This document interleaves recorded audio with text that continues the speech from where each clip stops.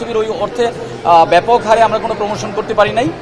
আমার ছবির প্রমোশন করবে অডিয়েন্স এবং সেটা হচ্ছে, কিন্তু সেই অনুযায়ী আমরা কেন শো হলের কথা বাদ দিলাম, আমাদের টার্গেটই ছিল আমরা মাল্টিপ্লেক্স। তো নেক্সট 2 দিনের যে স্লটিংগুলো দেখলাম সেক্ষেত্রে দেখলাম যে আমাদের শো কম, ঠিক আছে। এখন দেখেন সবচেয়ে বেস্ট অডিয়েন্স রিয়াকশন হচ্ছে চক্করের,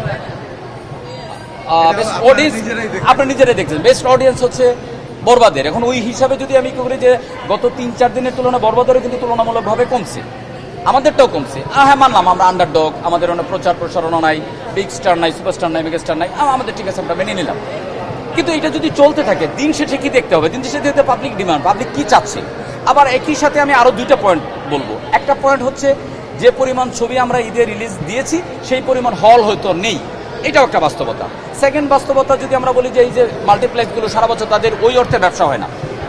সো একসাথে এতগুলো ছবি আসার পরে এইটাকে প্রপারলি ডিস্ট্রিবিউট করা, এইটাও হয়তো একটা ওনাদের জন্য একটা ডিফিকাল্ট।